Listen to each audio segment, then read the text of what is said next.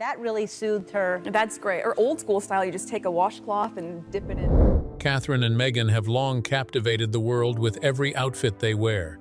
From bold coats to elegant dresses, even shoes and hairstyles spark constant comparisons. Some see inspiration, others imitation. But here's the question that keeps fans talking. Was Meghan deliberately copying Catherine's signature style? Or are these 15 striking fashion moments just coincidence? Join us to find out. Number 15. Commonwealth Day 2020. The Color Power Move. If there was ever a royal appearance that felt like a perfectly staged drama, it was Commonwealth Day in March 2020. The setting was Westminster Abbey. The stakes were enormous. It was the final official engagement for Prince Harry and Meghan as senior working royals. Every camera in Britain was waiting. Every expression would be analyzed. Every inch of fabric would be studied. And then Catherine, Princess of Wales, arrived. She stepped out in a vivid red Catherine Walker coat dress. Not soft red, not muted, commanding red. The silhouette was precise and structured, cinched at the waist, falling cleanly below the knee. Paired with a matching hat and neutral heels, the look radiated authority. Catherine has long understood the power of monochrome dressing for ceremonial events. One bold color, sharp tailoring, minimal distraction. The formula is simple and devastatingly effective. When she walks into a historic space dressed like that, she does not blend in. She anchors the room. Moments later, Meghan, Duchess of Sussex, entered. She wore deep emerald green by Amelia Wickstead, complete with a sculpted cape detail that added quiet drama. The color was saturated and regal. The fit was sleek and deliberate. Like Catherine, she kept accessories restrained. Clean lines, controlled styling, no visual chaos. The red versus green contrast felt almost symbolic. Power meeting power. Presence answering presence. What made this moment especially compelling was context. Catherine had spent nearly a decade refining her diplomatic dressing strategy. For high-stakes services, she favors strong monochrome pieces that photograph clearly and communicate confidence without flamboyance. It is a signature move. Meghan, in what would be her final major royal appearance, adopted that same visual strategy. Bold color, clean tailoring, architectural silhouette. It felt intentional, even if not coordinated. Was it copying? No. There was no garment duplication. But was it a mirroring impact? Undeniably. In royal life, clothing is language. On that day, both women spoke fluently in the dialect of authority. The similarities did not suggest imitation as much as participation in the same unspoken rulebook. And yet, because the occasion carried emotional undercurrents, the visual parallels intensified public fascination. It looked like a fashion standoff, even if it was not meant to be one. That single appearance crystallized years of subtle comparison. It was the moment many observers said, "Look closely. The silhouettes may differ, but the strategy feels familiar." And if that visual standoff raised eyebrows, the comparisons actually began years earlier, on a lawn in Kensington Palace, during an engagement announcement that introduced Meghan to the world. Number 14. The Engagement Announcement Blueprint. When Catherine announced her engagement to Prince William in 2010, she wore a now iconic deep blue Issa wrap dress. It sold out instantly. The silhouette became a case study in modern royal branding. Soft waist definition, elegant drape, understated glamour. Fast forward to 2017. Meghan steps out with Prince Harry to announce their engagement. She chooses a white trench-style coat by Line the Label, layered over a dark green dress. Not identical, but strategically familiar. Structured outerwear framing a jewel-toned base, polished but approachable styling, loose waves, natural makeup. It felt carefully calibrated to echo the success of Catherine's engagement reveal without repeating it. Catherine had demonstrated how to look regal yet relatable in one photograph. Meghan followed that formula with her own twist. Instead of the dress being the headline, the coat became the statement piece. But the visual grammar was similar. Engagement announcements are not random fashion moments, they are introductions to history.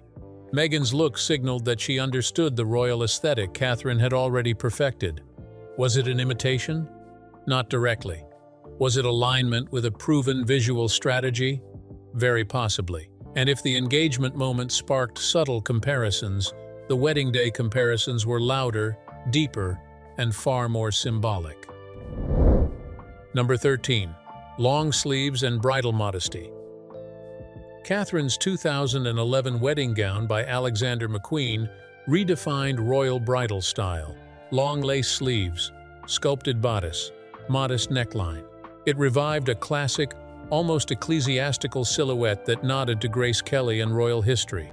When Meghan married Prince Harry in 2018, her Givenchy gown appeared strikingly different at first glance.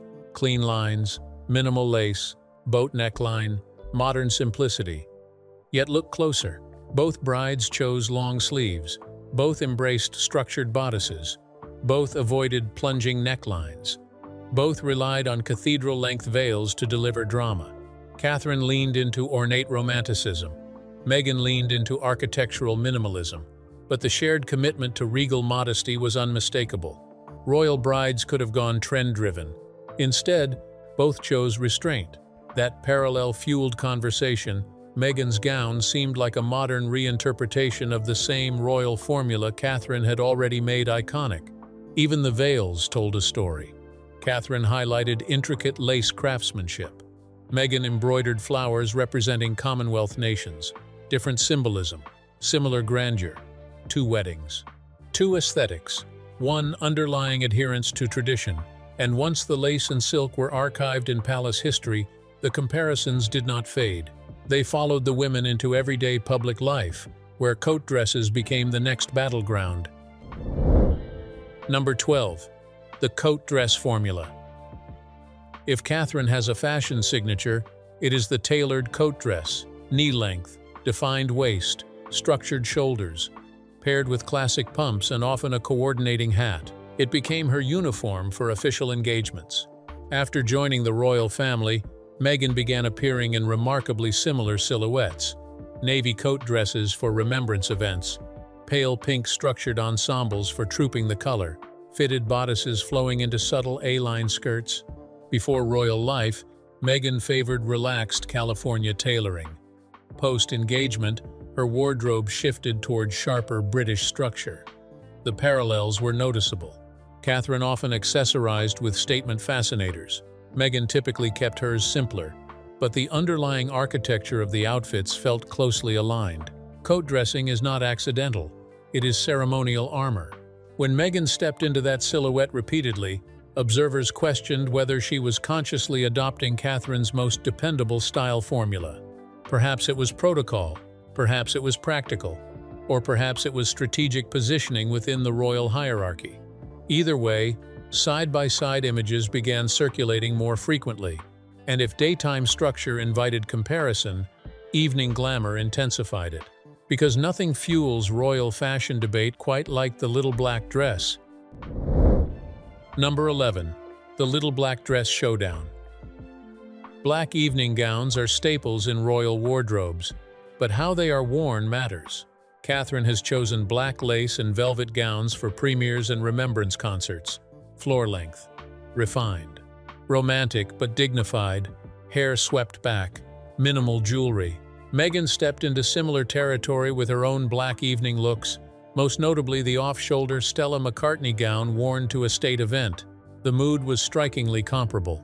Elegant, commanding, understated. Different necklines, different designers. Same message. Black as authority, black as modern royalty. Observers began noting that when Catherine leaned into dramatic black lace, Meghan often followed with a sleek black silhouette of her own within months. It was not a duplicate. It was tonal mirroring. In royal spaces, black can signal gravitas. When both women used it in near-parallel fashion cycles, the resemblance fueled headlines, coincidence, shared expectations, or quiet style echoing. Whatever the explanation, comparisons deepened. And just when evening wear debates settled, a playful print reignited everything. Because polka dots have a way of turning coincidence into conversation. Number 10. The polka dot effect. Catherine has worn polka dots at pivotal moments, including her red and white Jenny Packham dress when presenting Prince Louis outside the hospital. That image became instantly iconic. Months later, Meghan appeared during the Australia tour in a navy and white polka dot dress, flowing midi length, cinched waist, classic pumps. The photographs looked eerily complementary. Polka dots are not rare in British fashion. They cycle through trends, but timing matters. When similar prints surface within a short window, the public notices. Some argued Meghan was embracing a quintessentially British pattern. Others saw a visual callback to one of Catherine's most celebrated maternal moments. The silhouettes were not identical, but the mood was soft, feminine, approachable. The comparisons were no longer occasional. They were recurring, and as prints faded into neutrals, another shared aesthetic strengthened the narrative even further. Number 9. The neutral power palette. Camel coats, beige pumps, cream sweater dresses. Catherine has long relied on neutral tones for diplomatic engagements, understated colors that do not distract from the cause she is supporting. Over time, Meghan's wardrobe began reflecting similar palettes. Long camel coats paired with sleek heels, head-to-toe beige ensembles, monochromatic cream looks. Neutral dressing communicates maturity and authority. It is safe, strategic, timeless. Before royal life, Meghan embraced more contrast and color. Within the institution, her palette softened significantly. Was that palace influence? Almost certainly. But visually, it aligned her more closely with Catherine's established style identity. Side-by-side photographs once again told the story. Not exact copies, but unmistakable parallels. And perhaps that is the real fascination, because when two women occupy the same ancient stage, under the same expectations, wearing clothes that must balance tradition and modernity, similarities are inevitable. Are we witnessing imitation, or are we witnessing two royal women reaching for the same timeless formula, knowing that in monarchy, even a coat or a dot can become history? Number 8. Alexander McQueen, the shared fashion stronghold. When people talk about royal fashion loyalty, one name rises immediately: Alexander McQueen. For Catherine, Princess of Wales, the house is more than a label. It is a legacy. Sarah Burton designed her 2011 wedding gown, a dress now etched into modern royal history. Since then, Catherine has repeatedly turned to McQueen for milestone moments: diplomatic tours, state banquets, trooping the color, structured coats, precision tailoring, feminine but formidable silhouettes. McQueen became synonymous with Catherine's evolution from Duchess to future Queen. Then Meghan entered the royal fold. In 2018, for her first Trooping the Color balcony appearance, Meghan chose a soft blush-off-shoulder McQueen ensemble. Clean lines, sculpted fit, elegant restraint. The choice immediately sparked discussion. Not because she wore McQueen, many royals do, but because McQueen had become so strongly associated with Catherine's defining moments. The parallels deepened over time. Meghan wore McQueen again for significant public appearances.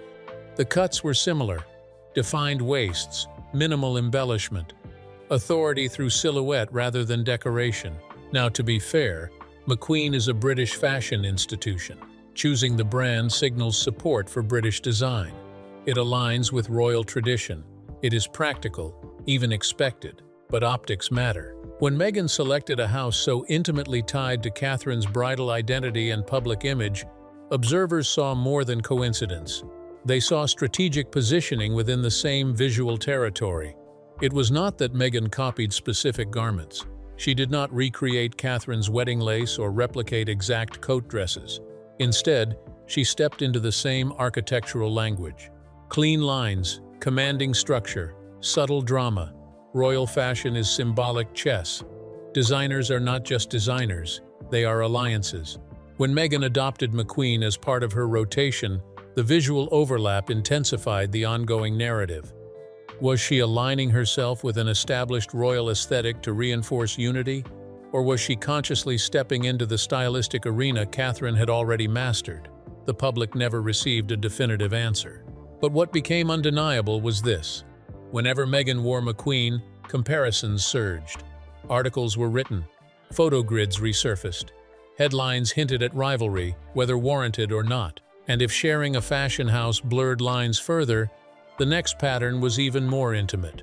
Because it was not about gala dressing or balcony appearances, it was about something deceptively simple: a shirt. And sometimes, a single button-down can reignite an entire debate. Number 7. The white button-down moment that reopened everything. Few garments are more universal than a crisp white button-down shirt. It belongs to no one. It transcends trends. It is fashion at its most essential. Catherine has worn variations of the white shirt for years. Tucked into skinny jeans during countryside photo calls. Layered under blazers for casual engagements. Sleeves rolled up during charity activities. It became part of her off-duty image. Relaxed. Approachable. Still polished. Then Meghan appeared in a white shirt from the British brand with nothing underneath during a public appearance. I don't even know I had the bandwidth at that time to think about what the big picture dream was. There was no plan. It was just, let's get through these next couple years, create community, which was always so important to both of us. The silhouette felt strikingly familiar, slightly oversized. Sleeves rolled, top buttons casually undone, styled with minimal accessories and soft waves. The resemblance was not dramatic. It was subtle, but sometimes subtlety is louder. What fueled conversation was timing. Catherine had recently worn a similar shirt from the same brand in a different color. The parallels were undeniable. Same relaxed elegance, same effortless aesthetic. Now, objectively speaking, white shirts are wardrobe staples. Many public figures wear them. But in the tightly observed world of royal fashion, repetition within close proximity becomes magnified. Observers questioned whether Meghan was intentionally stepping into Catherine's established casual uniform. The look conveyed something specific: effortless authority without overt formality. A woman comfortable in her role. Meghan had once favored more fitted, West Coast-inspired tailoring during her acting years. Post-engagement, her wardrobe evolved. The white shirt moment felt like full assimilation into the understated British casual formula Catherine had long perfected. Social media amplified the comparison. Split-screen images circulated, commentary ranged from admiration to accusation. But here is what made this moment especially potent. It blurred the line between official duty and personal style. Gala gowns can be dismissed as protocol. Coat dresses can be attributed to tradition. But a white shirt feels personal. When two women adopt nearly identical interpretations of such a basic item, people start reading deeper meaning. Was Meghan signaling solidarity? Was she adapting to an established standard? Or was it simply that both women understood the quiet power of simplicity? Whatever the motive, the white shirt moment reignited the conversation in a digital era where screenshots live forever. And if a simple shirt could stir that level of scrutiny, what happens when we examine footwear? Because shoes, subtle as they seem, tell their own story. Number 6. Nude pumps, the silent uniform. If there is one accessory that defines Catherine's consistency, it is the nude pump. For over a decade, she has relied on classic beige heels to anchor vibrant coats and patterned dresses. The reasoning is strategic. Nude elongates the leg. It avoids clashing with bold fabrics. It disappears so the outfit can speak. Over time, nude pumps became part of Catherine's visual signature: reliable, timeless, diplomatic. Then Meghan began stepping out in remarkably similar footwear choices. Neutral pointed toe heels paired with structured dresses, beige tones that blended seamlessly with tailored ensembles. Before royal life, Meghan often experimented with darker heels and more varied silhouettes. Yes, you belong here, and let's all have fun with it and not take it too seriously, but see each other. You do make... Once inside the institution, her footwear palette narrowed significantly. Classic, understated, palace-appropriate. On paper, this seems trivial. Nude pumps are common. Many professional women wear them. But repetition in parallel with Catherine's established formula strengthened the perception of stylistic alignment. Photographs from separate engagements looked almost interchangeable from the ankle down. The same elongated silhouette, the same clean finish, the same absence of distraction. Was this adherence to royal dress codes? Almost certainly. The monarchy favors tradition over experimentation. But because Catherine had already made the nude pump a cornerstone of her aesthetic, Meghan's similar choices fed into the broader narrative that she was adopting not just royal protocol, but Catherine's specific playbook. Fashion experts often note that within institutions, new members adapt to prevailing norms. It signals cohesion, stability, respect. Still, public fascination rarely settles for practical explanations. Instead, it builds stories. And the more these parallels accumulated from coats to gowns to shirts to shoes, the harder it became to dismiss them as isolated coincidences. Because fashion in royal life is not random, it is messaging. And when two women wear the same message in slightly different fonts, people will always lean closer to read between the lines. But we are not done. Because the next comparison moves from structure and staples into something softer, more romantic, and far more symbolic. Number 5. Lace, the language of royal femininity. Lace in royal fashion is never accidental. It carries history stitched into every thread. It signals delicacy, tradition, and continuity with centuries of monarchy. When Catherine married in 2011 wearing intricate lace sleeves by Alexander McQueen, the effect was seismic. The gown revived a romantic modesty that felt both historical and modern. Lace became part of her royal vocabulary from that moment forward. But it did not end at the wedding. Catherine has repeatedly chosen lace for premieres, remembrance events, and diplomatic receptions. Black lace gowns, ivory lace overlays, structured bodices softened by intricate detail. The message is consistent. Feminine, yes, but never fragile. Then came Meghan. During her time as a working royal, Meghan also stepped into lace on multiple occasions. One of the most discussed was the navy lace Oscar de la Renta dress worn during the Australia tour while pregnant. Later, she wore black lace for formal evening events. Long sleeves, defined waist, floor-length silhouette. The parallels were subtle but visible. Both women leaned into lace not as decoration, but as authority wrapped in elegance. Modest necklines, structured shapes beneath the softness. Now, lace is not exclusive to one royal woman. It is a staple in formal British dressing. But Catherine had already cemented lace as part of her identity. So when Meghan embraced similar textures in similar ceremonial settings, comparisons resurfaced. Critics asked whether Meghan was consciously stepping into a romantic aesthetic Catherine had already popularized. Supporters argued that lace is practically required at high-level royal functions. What makes this comparison compelling is timing.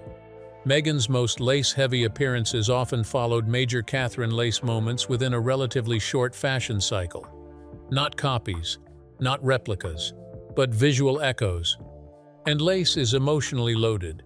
It connects directly to Catherine's wedding, her transformation from commoner to future queen. When Meghan adopted that same fabric language, whether intentionally or institutionally guided, it deepened the perception of stylistic convergence.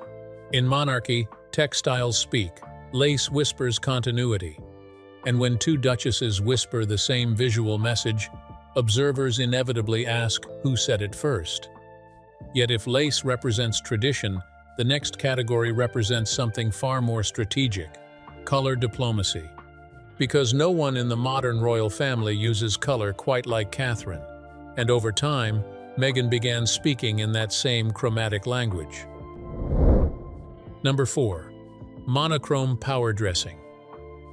Catherine understands color psychology. When she wears cobalt, it dominates headlines. When she steps out in emerald, it radiates confidence. From bright red coat dresses to head-to-toe fuchsia ensembles, she has long used monochrome dressing to command attention without excess embellishment. The formula is deceptively simple. One bold shade, clean tailoring, minimal jewelry. Let the color do the talking. Over time, Meghan began employing the same strategy. Think of the bright red Sophia cape dress she wore in London, head-to-toe crimson, or the saturated purple dress paired with matching heels during a public appearance, or the emerald green ensemble at Commonwealth Day. The approach mirrored Catherine's established technique. Choose a striking jewel tone. Keep accessories restrained. Allow the silhouette and shade to carry the authority. Now, monochrome dressing is common among public figures. It photographs well, it reads strongly on camera. But within the royal context, Catherine had already perfected it as part of her brand. When Meghan adopted the same high-impact single-color styling for major appearances, comparisons became unavoidable. Observers noticed that both women often leaned into jewel tones for formal settings and softer pastels for ceremonial events. The visual rhythm felt aligned. Was this palace styling guidance? Possibly. Royal wardrobes are carefully curated, but repetition builds narrative. And the more Meghan appeared in bold monochrome looks similar in structure and intensity to Catherine's previous choices, the louder the whispers became. Color is not just aesthetic. In diplomacy, it signals confidence, unity, presence. When Meghan matched Catherine's chromatic boldness on some of the most scrutinized stages, it felt less like coincidence and more like participation in the same strategic playbook. And that playbook extended beyond dresses and coats. Because perhaps the most emotionally charged comparison of all was not about red carpets or balcony waves. It was about motherhood, and a hospital staircase that changed everything. Number 3. The post-birth presentation, parallel. In July 2013, Catherine stepped out of St. Mary's Hospital hours after giving birth to Prince George. She wore a powder blue Jenny Packham dress with white polka dots, hair softly blown out, heels on, smiling beside Prince William. The image became instant history. It echoed Princess Diana's post-birth appearance decades earlier. It cemented Catherine's composure under pressure. When Meghan gave birth to Archie in 2019, she chose a different path. No hospital steps, no immediate public reveal. Days later, she and Prince Harry introduced their son inside Windsor Castle. Meghan wore a sleeveless white trench dress, different setting, different tone. And yet, the structured white dress, the tailored silhouette, the understated elegance. It invited comparison to Catherine's earlier presentations of her children to the world. Meghan opted for a more private introduction, but the styling still aligned with a refined, minimalist royal aesthetic Catherine had already made familiar during her own motherhood moments. Both women chose soft, neutral palettes. Both embraced structured simplicity. Both balanced new motherhood with public expectation. The contrast in staging did not erase the visual parallels in presentation. Royal motherhood is both deeply personal and profoundly public.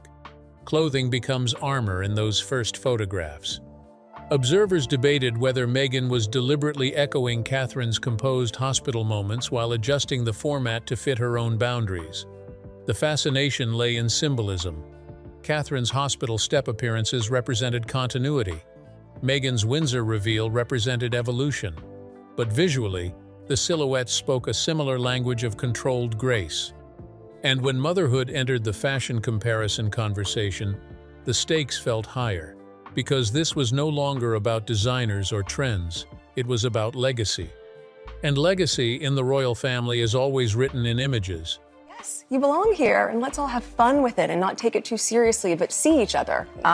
You do make... But as the years unfolded and Meghan stepped back from royal duties, something unexpected happened. The comparisons did not disappear. They followed her across continents. And perhaps the most intriguing chapter of all is what happened after she left. Number 2. The camel coat convergence. If there is one outerwear piece that quietly defines Catherine's winter wardrobe, it is the camel coat. Long, tailored, belted, or clean-lined, often worn over tonal neutrals with suede pumps, Camel photographs beautifully against gray skies and historic stone buildings. It conveys warmth without flash, authority without aggression. For years, Catherine has rotated variations of this silhouette during engagements from London to Scotland.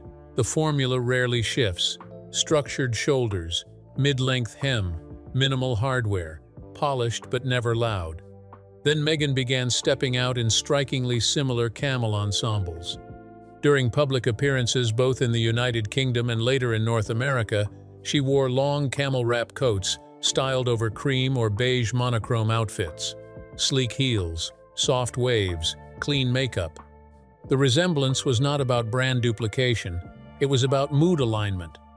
Side-by-side images circulated widely. Two duchesses in near-identical neutral layering, separated by time and geography but united in aesthetic tone.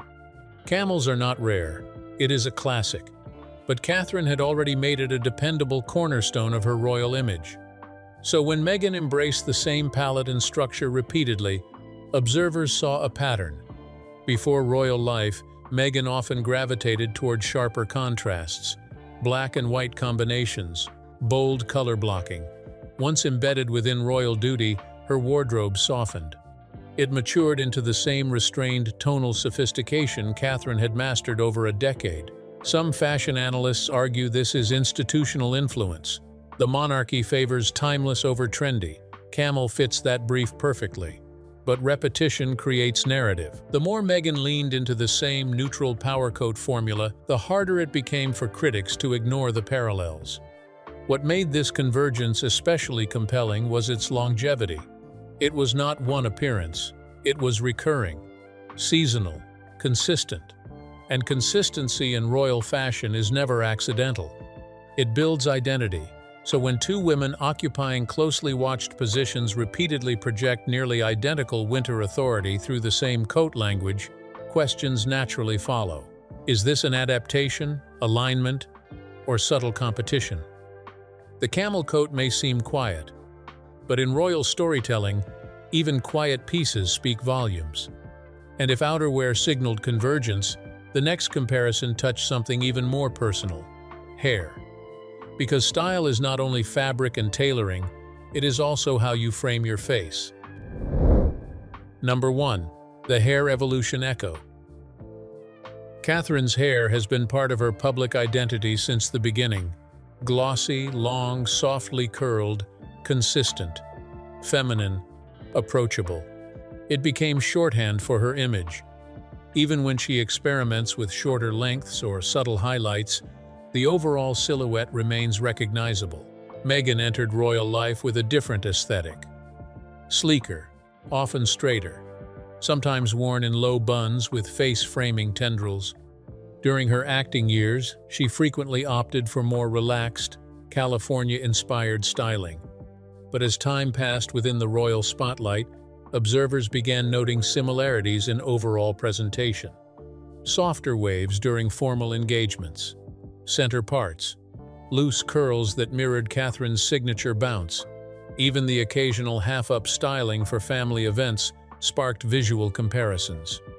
Now, hair trends evolve. Professional styling teams influence public appearances, and long, softly waved hair is hardly exclusive. Yet within the royal framework, Catherine's hair had already become iconic. So when Meghan appeared with similarly romantic, polished waves at high-profile events, commentary followed. It was not about exact replication, it was about visual harmony. The kind that makes two figures appear cut from the same institutional cloth. Hair frames the face. It softens authority. It signals relatability. When Meghan's styling began aligning more closely with Catherine's established look, it reinforced the broader perception of stylistic mirroring. And perhaps this is where the entire narrative becomes most revealing, because across coats, lace, monochrome gowns, nude pumps, camel palettes, and even hair, the pattern that emerges is not blatant copying, it is convergence. Two women entering the same ancient system, two women navigating the same expectations, two women learning that royal fashion is less about personal expression and more about continuity. The monarchy rewards restraint. It rewards repetition. It rewards timeless silhouettes over fleeting trends. Catherine learned that early. Meghan appeared to learn it quickly. So were these moments attempts to steal style? Or were they the inevitable result of stepping into a role where individuality is quietly shaped by tradition? Because in the royal family, fashion is never just fashion. It is power. It is messaging. It is survival in silk and wool. And when two women stand on the same historic stage, wearing different versions of the same unspoken uniform, the world will always lean forward and ask, who wore it first? And who wore it better? Now that you've seen these side-by-side style moments, what do you think? Coincidence, inspiration, or something more strategic? Share your thoughts in the comments. If you enjoyed this deep dive into royal fashion, tap like and subscribe for more. Thanks for watching, and see you in the next video.